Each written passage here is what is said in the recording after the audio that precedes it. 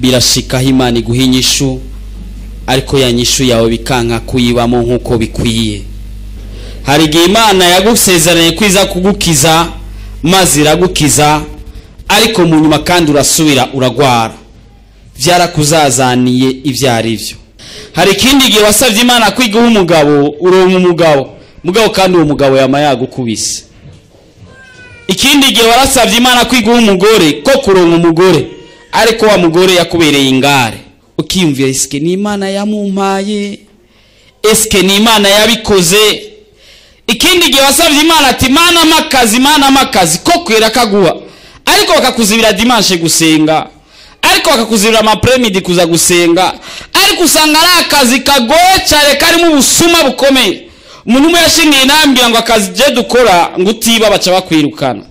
Ndamubaza ati bimeze gute? Nakazi k'ubushoferi, ati abakozi bose bariba igitoro, ati maze bagaha ko gikenya wa mu chef Charwa, maze gacaharura akavuga ingene kilometero bikora bitari byo. Mugabo we utiba bigaragara ko uzogarukana imodoka ifise igitoro gikwiye, nyene ibikorwa ho hejuru azova yikeka babandi basigaye. Wa musharwa ateguza kuca kudendereza kugira ngo wirukanwe wewe kubera utiba. Warasavye Imana akazi usanga uronsa akazi nkako, utiba bakaba kwirukana. Warasavye Imana umwana usanga uronsa umwana agwaragurika, agwara guhera kwa mbere kugeza kwa Mungu, kimwe ati eske Imana niwe yamumpaye cyane. Umugisha wawe ntabwo wigeze uronkamo amahoro.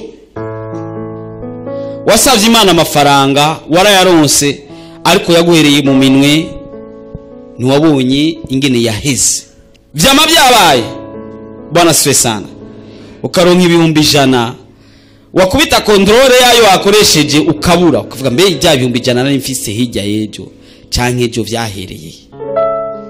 Ugasaba Imana ati Imana ngirira neza umugabo wanje aronka akazi yakaronka, urugo mu gishingo cyuko ruronka amahoro ahubwo rugatabagana bika. Ukavuga ati Imana ndagusabye duha umuduga, uwo muduga wawugura ugasanga n'umugabo yawuguze aciye awujana mu wundi mugore, wewe kugeza uno munsi ukabutara na uhonyoramo. Vyama vyabaye wongo kweli. Ukaronka umugisha, wowe kumva ko ari umugisha, mugabo ugasanga n'umugisha urimo n'ikibazo.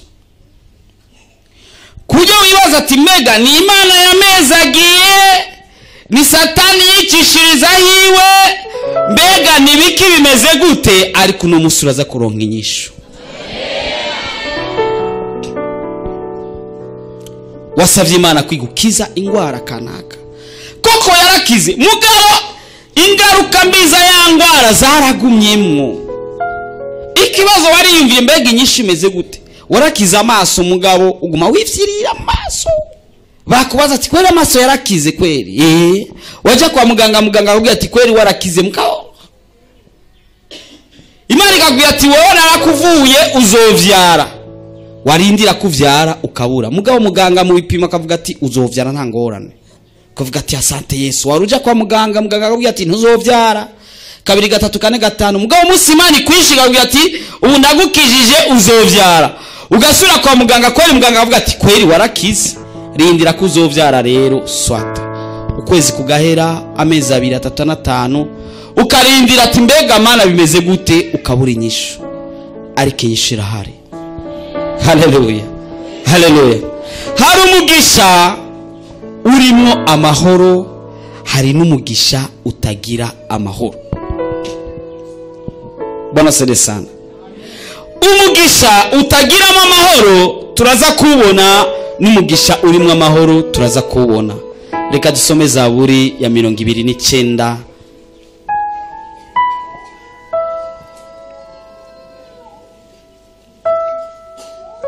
n'umurongo wa 11.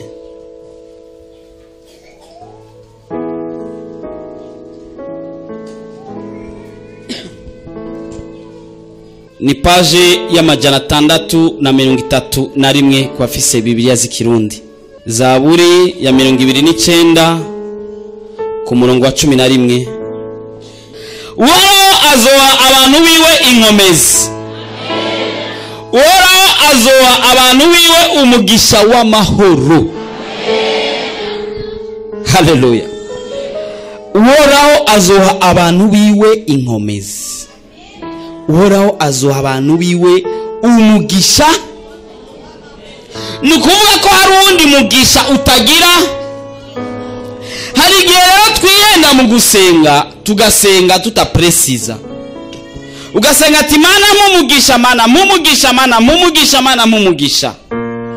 Satani aravyumvira ngaho, akagera kugerageza kuguha ikintu kigomba gusa n'umugisha, mugabo ugasanga sico. Ariko umugisha w'Imana ufise, kandi umugisha w'Imana uje gusimbura wa mugisha wa Satani. Hari ibintu Satani yigirisha ukamenga n'umugisha. Wasavye Imana kwiguha umufiance mwiza amezuku akacazana ugomba gusa nawe, ni fotokopi canke ni citiranwa canke mugabo inyishu yawe ntiraza. Wowe ukaca wibaza ati ko mbonye iki, nukuvuga ko ari ryo nyishu. Azi minsi nagiye kuri abo umukobwa umwe umudamu yari kimuga, nubu ni kimuga, n'umunyakenya, yari umusekreteri w'ishengero ry'aba Joshua. Urazi ikimuga barahinduye izina, ntibita ikimuga, bitwa abamugaye. Uyo mukobwa yaramugaye, nubu aracamugaye. Mugabo cyanangaje, imisore yose yaza kumuresha umukobwa mugaye kameme kuronka umufiance. Uravyumva ko ni nehema, sivyo none? Mugabo yarabanyira ati je nabwiye Imana ko nigezwa kurongorwa n'umuzungu. Abahungu bagatwenga ati sha wako ahubwo ari kushimira ukamanika dokora ndakunda kureheje uvuga umuzungu. Naragiye wiwe ubu abangahi Bujumbura bazananye n'umuzungu yamujanye. Abahungu babirabura uko bangana kose yaranse, yavuze ati izo sinyishu yanje, je nyishu yanje dayizi n'umuzungu. Aramugaye kandi cyane ga. Mugabo namusanziwe abana n'umuzungu. Nukuvuga warasavye Imana inyishu, haje igomba gusa nayo uhagarara hahandi nyine. Ubuzi Imana yawe kwingana nuko ishoboye, iguha umugisha w'amahoro atari wa mugisha uyumba. Ndazi ko yaba ari umukobwa hoba aronse umusore umwirabure acavuga ati vraiment nasenze birengeye kabisa, umuzungu sino muronka ndikimuga, reka mve kwemera uyu. Yari guhava asanga inyishu yiwe. Wasavye Imana akazi k'ibihumbi 500, urose ka 300 wogenda. Tuvugana ukuri. Ucuvuga ngo ubusa busumbaka. Umugisha w'amahoro kujya wabisavye ugendana ukwizera kudasanzwe, uri sure certain que takindi wasaba kitegereje kuba kwa kundi wagisavye. Abantu rero benshi bagira amasengesho menshi buriya nabagomba kubaka. Abubatse nabo barayagira mugabo sinibaza ko bashikira babandi bagira bubake. Umukobwa umwe yasavye Imana, abwira Imana ati Mana, jewe ndagusavye umuhungu wanteguriye hari kera utumesaje tutaraza, uzonyandikira ikete nkariturira rikanka kwaka, uyo niwe uzoba wa Directeur General kandi kagakete keza n'agafaransa kenshi n'urusinyatire runini cyane, DG Jean-Marie canke DG Désiré canke Jean-Paul canke. Umukobwa yaza kurisoma akavuga ati Imana ndakwibukije isengesho nasenze, kacafata ikibiriti akajyatsa ati siwe, kacamandikira ati ndugu yangu samahani si wewe. Haleluya.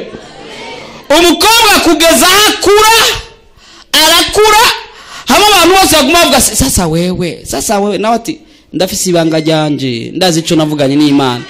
Umunsi urizina umuntu nyawe uw'Imana yamuteguriye ikibiriti cyose cyaraheze, aturira jyanka kwaka turajyanka kwaka avuga ati ni wewe. Haleluya, amen. Niwihutishe rero ibintu, inyishu yawe iri mu nzira. Kandi buriya sinzi je nigeze kuvuga ijambo kandi muze murirabe, si kenshi Imana iza ku munota wa mbere, kenshi iza ku munota wa nyuma. Ugisenga uziko Satani yumviriza amasengesho yacu, uravuga ati baba nkeneye akazi ka 500,000, mana nkeneye akazi ka 300,000, mana nkeneye akazi ka, ubwo nyine ugeza amen, ukazumva umuntu adodora ku muryango gongo ati babantumye abakozi bazoduhemba ngahe 200,000. Sawa, iyo ni inyishu y'Imana. Si inyishu y'Imana. Waravuze icyo wasabye, none Imana wasabye wibaza ko itumvise. Aho rero hageze ku kanoti rero ndazi ko mutaza kubitahura cyane. Kujya wasabye Imana itanga umugisha w'amahoro kandi gatanga inkomezi ku bantu bayo. Amen. Kujya wabisabye nudumeko. Sawa, reka mvuge cyane kuri iyo misore n'inkumi. Hari kindi gihe usaba Imana ati Imana nkeneye umusore muremure apima metero 2 cyane apima metero 1m80. Wapreshije abantu benshi ngorane bagira amasengesho yo gucacisha ati Mana mu muhungu tuzobana, Mana mu muhungu tuzobana. Abahungu bibaza banganiki? Mana mu mukobwa tuzobana, wibaza abakobwa banganiki? Mana minzu wibaza inzu zinganiki? Na za zindi z'ivyondo bya bindi bakishiraho ibiti bagashiramo ivyondo hagati, bagashiraho dutete gutya uturenga, bagashiraho ivyondo hagati, nazo ninzu. Wari upanze inzu nziza kumutanga, ukavuga ati Mana minzu yindi inzu vure Mana nduije ndagomba indi nzu. Mbwa no apreshije uzokwisanga upanze hariya kumase, hari yepfo muri zanzu bashizeho ibiti, bashiraho n'amarenga n'ivyondo hagati. Wani wasabye inzu none. Ariko ngomba ko tuba abantu dusenga amasengesho afise precision. Haleluya. Kandi icyo usabye ucumeko. Urazi dimanche imvura yaraguye, uno munsi imvura itangura kuzana ama intimidation yayo. Ndabibwira nti ndakubwiye nti hagararira ngaho, murabone kandi naratse. Urayibwira imvura irumva kandi ucugihagarara ko kwa kundi nyene. Nitugira amasengesho ati basi urama ivyera canke ivya jaune canke iyo ndiyo maombi gani? Amasengesho uvuga ngo urumva ngo senga icyo usenze ugihagarare ko kujya nyene wagisengeye. Kandi ntugire ubwoba kuko Imana usenga nuyizera neza irabikora kujya nyene wabisengeye. Uvuga ati Mana jengereye kwambara costume yera bakuzaniye ya jaune, wabwiye ati siyo, wihagarare ko. Ndaza abantu ugize amafungo y'umunsi wose uzoshikana ejo mu gatondo hageze saa 12 kukivuga ati Imana yumvise amasengesho yanje vere mu mwanya nasenze yaza ko itavyumvise ni munzanira amata ngaho mbe ndanywa. Ati Imana yumvise amasengesho. Hagarara kwija wavuze ati mfise amasengesho nzoyaheza ejo mu gatondo nejo mu gatondo. Nituba abantu bahindagura ibintu, nituba abantu batagira aho bafatire kintu. Imana ifise umugambi wo kuguha umugisha w'amahoro. Uzikora umuntu ashobora kuba afise amahera mugabo atagira amahoro, wongo kwe. Hari umugani baciye ndibazana umugani ngo umupapa umwe ngo yarafise ibifaranga byinshi aba muri etage, ngo umugabo akamagwana n'umugore nta mahoro agira niki. Ngo umugabo hari umukordonier yaba hepfo y'iyo nzu, ngo umugabo umwanya wose yaguma yiririmbira nzambe malamu, ariko arashona aguma aririmba aryohewe atwenga. Maze wa mutunzi ariyumvira ati mbega kubera ko uyu muntu afise amahoro menshi, aramuhamagara aramubwira ati kubera iki ufise amahoro menshi? Aramubwira ati niko mfise Yesu. Ati hari akantu woronka amahera ho ucugira amahoro menshi gose. Wa mugabo ngo camuha agasandarusi nzi ko mukazi kuzuye amanoti kugira ngo aronka amahoro rero arenze. Wa mugabo nyagasandarusi bakamuhaye ariruka kugeza muhira akanyegeza musi gitanda. Asohotse araba hirya no hino abona abantu barengana ati ubwo ntibambonye ingene nayazanye. Acariruka aragakurayo akajana mu yarararimba ashirayo. Aravye inyuma asanga abana bamubonye. Asanga nabarengana bariko baramwitegereza ati aha siho. Arakajana kugeza hashonera atangura gushona kagasandarusi karaha. Abantu baje gushonesha bya birato baguma bitegeza kagasandarusi ati ati abantu bava bakanyiba. Areka ibirato ngara gaterura ariruka mu ishamba. Arabura amahoro kandi yaronsa kanoti. Kugeza afata kagasandarusi kamahera gasubiza wa mugabo ati nukuri ndugu yangu reka nirire bikenya ngo nironkera amahoro. Bwana Zeresara, hari umugisha ubamo amahoro, hari n'umugisha utagira. Ariko icyo ngomba cyane ngomba kusaba Imana iguha umugisha wa vrai ufise amahoro kandi bisabe ufise na precision. Utomoye neza icyo ugomba, haje kitagira amahoro ntucemere ukireke kirengane, haje kigomba gusara cya kindi ukireke kirengane, maka haze cya kindi wasavye Imana kwa kundi wagisavye. Nimba wizera Imana wasavye, Simana yindagura ibintu, Simana ipfa gutanga ibintu byahovyo bya burebure, iguha ibintu bitomoye. Wavuze ati Imana uno musi ngomba ko njya kanyama, iguha kanyama. Barambwiye umuntu yarafise impene nyinshi cyane, akama yasaba Imana ati Imana makanyama. Afise impene akagira amafungo ati Imana makanyama. Hayeri misi impene yika kigwari igomba gupfa kacayikerera kayijya. Indi misi gutyo na gutyo gerera impene zigomba guhera. Yari umusenzi maze atangura rero uwundi munsi gufata amafungo asenga, Mana nukuri kubera ko impene zanje zishize ziraheze. Imana imubwira ati no wasaba inyama, wagomba ko niki impene z'abandi ndaguhewewe ufise gwawe. Hari nyishu ufise bidasaba kuyisaba. Nk'umuntu ushaka gufata Imana nukuri vraiment nakeneye igihumbi kandi umufuko ufise 5000. Mana migihumbi no munsi ngomba gutanga ishikana y'igihumbi, ndarusha no kwa ndagutangira ijana Mana migihumbi. Uwo munsi ukavuga ati Mana ngomba kuno munsi nanje ndakugira ka surprise Mana nukuri vraiment nanje wamugirira surprise. Mugabo migihumbi ndagitange ufise 5. Ukanga kuramo 5 ugakenera ko umuntu kanaka Imana imukoresha imwe igihumbi muyiwiwe wagwa babitse. Inyishu ifise ikoresha icyo usaba ni cya kintu udafise, maze cya kintu udafise naco ugisabe na precision. Mana ngomba gufata urugendo ngira nje i Nairobi, Mana ngomba ko umfasha ume déplacement inshikanayo. Sawa ntaco ugenda mutuyasi kamuga gushikani ibugarama, akandi gakuri Bugarama imurambya, kandi murambya ingozi kaya kugeza i Nairobi. Sawa mugabo ushitseho gacho wido, mugabo urashaka gupreciza Mana nkeneye kugenda muri cya kibus cha direct kiva i Bujumbura Kampala Nairobi, cyangwa kibus kinkura Bujumbura directement Nairobi. Nkeneye indege inkura nka Bujumbura, sindadoda indege ubongo madayidode gushika i Nairobi. Nene bitomotse umuntu akubwiye ati ndagwaye itike y'imodoka, uti urakoze ndacarindire ko yongerekana nkwize ayindege. Bisaba ninge bivana ningene uba wasavye Imana.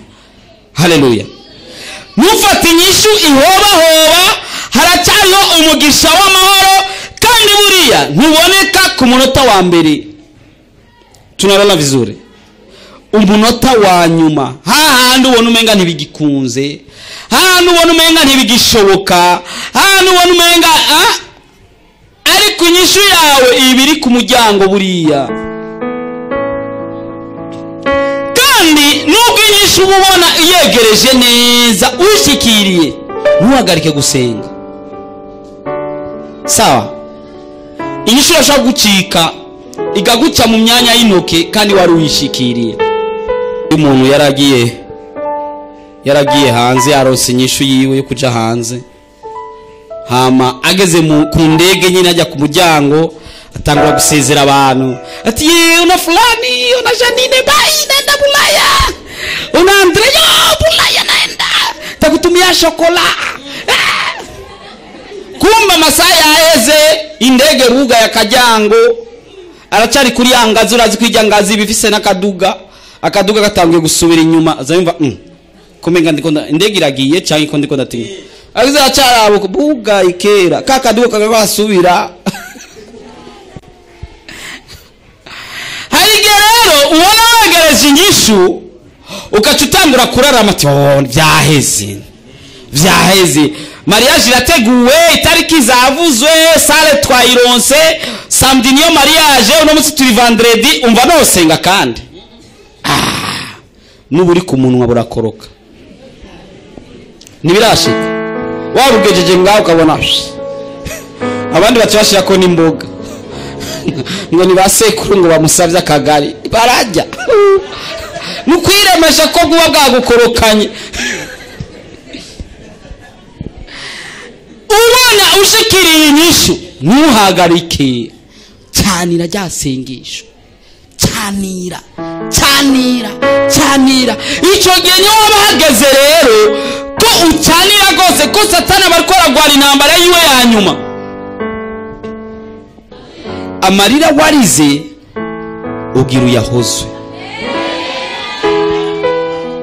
kuko warose inyishu ya nyishu ikubera ukuntu bana sedesana mwishuri wasabye Imana je ngomba kudistenga ngo kabona umenga uri kuraronga tunota dukenya wabwiye Imana ati je ngomba kumenya ariko urakura dubura ivyo sivyo ubanza gufata umwanya ugasenga kandi ugapresiza neza n'amanota uronka mu ishuri urakwiye kubwira Imana amanota haleluya amen paravango Mana ngo ngomba nzomenye mu ishuri umenyana na senkani top bafatira kuri senkani umenyana na senkani top hama ushika muhira bavuga ati yego nivyo wamenye mugabo kameme senkani nyene ariko mbwira ati jangereye swasani nyene septani urapresiza nuvuga ibintu biri flungo ngo ngomba kumenya hari umuntu yavuze mugabo ndibaza ko ari umugani sivyo ngo hari muri eglise baravuga ngo Mungu shusha moto ntibapresiza ko ari moto wa Roho Mtakatifu ati bazabona mainstream ngo bagize bachawa zamani nibiki sasa si muilomba moto sasa si moto si mainstream imewaka si moto ndibaza na kagani mugabo utegeza go precisa ukeneye inzu precisa ingene bikenewe komera ukeneye imodoka precisa hapana maana ama déplacement uraronga kafuji vraiment agakinga kafuji urakaronga kweli none si déplacement none ariko precisa ukeneye moto uvuga ukari na moto ziratandukanye uravuga iyo ukeneye yari ari utwitwajeho kuki hari zitwa Vespa hari zitwa mugore mwiza ari moto 110 ari moto sinzi combien zirafise amazina uraprecisa nuki ibintu biri flu ngugira ibintu biri flu aho satani araprofita kuguha ikitari cyo kugira ngo urahagarika gusaba cyakindi nabwiye umuntu yari kwasaba Imana $100 abwiye Imana ati Imana $100 vraiment mugabo yari apreshije avuga ati ndakene munsi kanaka tuvuge nka vendredi mardi ntararonka ageze mercredi ati Imana nukuri basi nimba $100 yananiranye burama senkani basi masenkani Mana jeudi Mana ko ntayabona kandi nakeneye jo vendredi mabasi veni bambeni bazi hageze vendredi mu gatondo Mana ngeze vendredi sindabona inyishu Mana mabasi $5 basi $5 mbenda koresha yo uruva singe nuko nyene ba azabona umuntu azamuzaniye $5 inyishu yiwe yaje yahinduye isengesho ageze kuri $5 mugabo yahagarara avuga ati $100 ni $100 undi muntu w'umunyakenya yasavye Imana ngo Mana mpa umuriyoni Mana nkeneye amahera umuriyoni ntiyavuga ko ari amarundi cyangwa amanyaganda cyangwa amaki umuriyoni w'umunyakenya ungana ni miliyoni 19 z'amarundi kuko ni fois 19 maze azabona umuntu w'umunyazimbabwe araza baravugana aca musigira umuriyoni w'amanyazimbabwe. Umuriyoni w'amanyazimbabwe ni dolari imwe. Iyumvira umuntu yari yiteze amahera angana n'amarundi imiliyoni 19 bivanye n'umugambi yari afise, akaronka amahera angana n'amarundi 1600. Yasavye umuriyoni nta precision yashizeko, kandi umarayika ari charge no gutanga amahera nta kosa afise. Naho umujana mu rukiko aragutsinda, umujanye mu butungane aragutsinda neza. Wasavye umuriyoni, none ntitagwaye umuriyoni waharuye neza, umuriyoni ntukwiye. Mugabo usavye avec précision, nkeneye umuriyoni w'amarundi, w'amanyekongo, w'amanyarwanda, w'amakenya, w'amadolari, uraprecisa. Nitugira amasengesho yo gupapasa ari amasengesho aba umuntu nawe ari wowe ujeje kwakira amasengesho byo kugora. Ati mana nari nkeneye kuno munsi nza gufungura neza, mana nari nkeneye kuma kanyama, ariko cyane cyane duharagenda dukunda, ariko mana nukuri vraiment yabari imikembe gose vraiment ndayikeneye gose. Sasa marayika ariko arandika jani raporo ajani yaye kuhindagura. Ati nukuri mana nari nkeneye akazi muri Sobuje, ariko rero kabonetse muri Novotel. Ati mugabo cyane ndakaronse kwa Siyoni. Muga muri Bejef barambye ko ahemba neza, ndakaronse muri Bejef ko wakeza, ariko cyane mana umakazi muri Bankobu. Sasa malaika amenye ko charge na kuandika ajane raporo. Ubu muhaye igiki abajanye iki precisa, kandi sengesho wahagaze ko rihagarare ko rijyanye ne kujyanye ne. Haje bigomba gusa navyo ntiwemere, bigomba gusa na bya bindi ntiwemere. Fatira kuri cya kindi, kwa kundi wagisavye Imana, kwa kundi wakibyiye Imana. Hari kindi gihe ubu wowe ubona kumenga waronse inyishu, ariko gasanga inyishu irimo agahazi. Wasavye Imana umuhungu, mugabo ntiwa precisa ko yobakijijwe no kwadakijijwe. Kazubona ikintu cy'igipagani kiraje, ukacuvuga ati ntacyo, nariko afisa amahera, afisa kanoti vraiment ntangorane. Mugabo ni gipagani kizogukubita guhera kuwa mbere kugeza dimanche. Ariko precisa wabwiye Imana ati mana je ndakeneye guheba ubusambanyi, ukwezi kuraheze nturabuheba, amezi 3 araheze, vuga ati mana nkeneye kuyindwi ihera nahevye ubusambanyi. Ura precisa mana ndakeneye ko indwi ihera, idahera narishide n'ijyanaka, ngomba ko ndaririya muri indwi, ngomba ko ndaririya muri uku kwezi, nkeneye ko bigenda uku muri uyu mwaka. Ura precisa. Ndazi ko abafise abana mubizi, umwana akubwiye ngo mama mpa, uramubaza ati ndaguhiki. Imba mama ndaguhiki none. Papa ima ndaguhiki. Mama faranga angahi. Kandi utamubwiye ngo nangahi aguhijana. Naho ubukuzi uri muri humanité cyangwa muri université. Ugiye kwa papa ati papa vraiment nari nkeneye amahera vraiment papa ma argent de poche. Papa nawe arifite ibindi bibazo, ntaza amahera ukeneye aguhijana cyangwa igihumbi ati akira. Mugora precise ati papa nari nkeneye 20000 quand même, ndakuze nari nkeneye argent de poche hama kambwira petit 20000, akaguya petit 20000 reka ndaguye 30 nacho. Ni papa wawe no problem, ariko nuta precisa aguha igihumbi. Kuno wapreshije uri wawe ukavuga ati mana nkeneye kuno munsi mfungura, nacho uraronka karengarenga nacho. Mugabo preshije ati mana nkeneye ko mfungura ibi, biraba nkuko wabisavye. Ngomba ko twinjira mu mwanya amasengesho rero, amasengesho afise precision, atari yandi yo guhindagura ngo mana ngurumva ngo byaduze byamanutse. Urazi ko hari kindi gihe dusenga amasengesho maremare wayaheza, nawe wenyine waza gusenga ukaca wibaza ati nk'ubu nsengeye iki? Nibiragushikira waje gusenga wibaza nk'ubu rero masengeye iki? Wasenze urarira waheza ukacibaza mbega nk'ubu nsengeye iki? Ukarondera icyo wasengeye ukakibura, kuko nta kintu wafashe ngo uhagarare ko neza ati mana nkeneye iki. Gihagarare ko icyo nimba ari 2 cyangwa 3 ubihagarare kuvuga ati mana je nkeneye iki. amen. Nkeneye ko nkorera iki kandi ndagusabye ko coba mu kiringo kingana uko.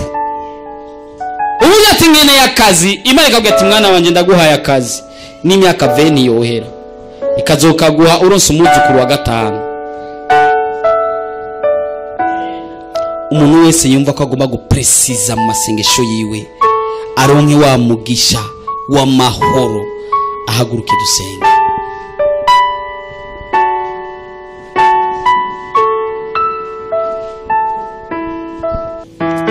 Uri Imana itandukanye n'ivyita imana byose.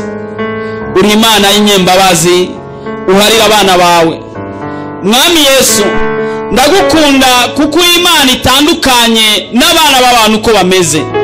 Uraharira abantu bawe, uwakugiriye nabi, uwavuze nabi, wabikoze nabi, uwakoze ucanye kuriya, agusavye imbabazi Imana uramuharira. Kristo, amaraso yawe Yesu ndagomba ko yeza abana bawe bamanitse amaboko hejuru. Kumanika amaboko hejuru ni sinye yo kwerekana ko bananiwe. Barananiwe, berekanye ko bananiwe ataco bashoboye, ariko uri umunyembabazi ushobora kubaharira kandi ukabeza gose bikava mu nzira, maze isengesho nibageraho barishira imbere yawe wumva isengesho ryabo. Uri Imana nzima, uri Imana ihambaye, uri Imana itandukanye n'ivyiyita imana vyose. Ndagukunda ko wamugomba ko abana bawe bapresiza. Hari umugisha w'amahoro waduteguriye, ariko abana b'abantu turashobora kuba tutawubona, ariko kandi urakeneye ko dupresiza neza icyo dukeneye. Yes, mwene data yumvise amasengesho akwiye gusenga kandi ari presi.